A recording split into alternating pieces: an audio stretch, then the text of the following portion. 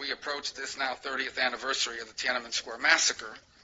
We are reminded that for 3 decades, many had hoped for development of a cooperative and mutually beneficial relation with China. President Clinton pursued constructive engagement to help re-energize China's global integration. The Bush administration encouraged China to embrace a new role of responsible stakeholder in the international community.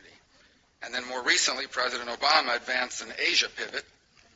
He, of course, declined to directly acknowledge China as the revisionist geopolitical rival that by then it had become. But now I believe we've reached a new turning point, and one that must be handled carefully, but must be handled.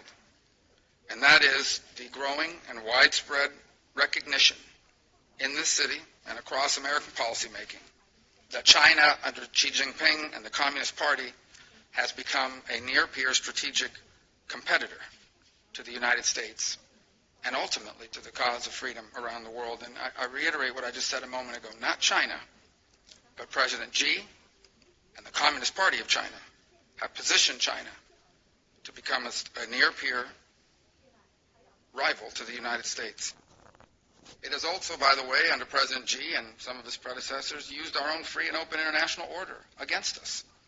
The Communist Party in China has overseen the greatest illegitimate transfer of wealth in human history, using forced technology transfer and a whole-nation approach in espionage to steal American innovation and ingenuity from our companies, our centers of research, our universities.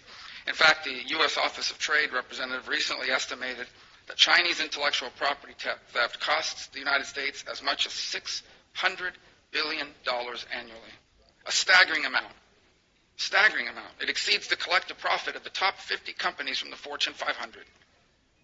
The worst abusers of human rights and the rule of law. Look no further than the disappeared human rights lawyers, the imprisoned Christian pastor, or the unjust detention and tragic death of Nobel Peace Prize winner Liu Xiaobo. Look no further than Hong Kong, where Beijing continues to undermine and erode, not to mention break, the promises it made about Hong Kong's long-cherished autonomy. Look no further than their harsh policies against unregistered Christian churches, Tibetan Buddhists, Falun Gong practitioners, and other religious adherents. And look no further than Xinjiang, where China has concentrated over 1 million Uyghurs and other religious and ethnic minorities in what they call vocational schools or re-education camps, but what we would recognize as prison camps, establishing Orwellian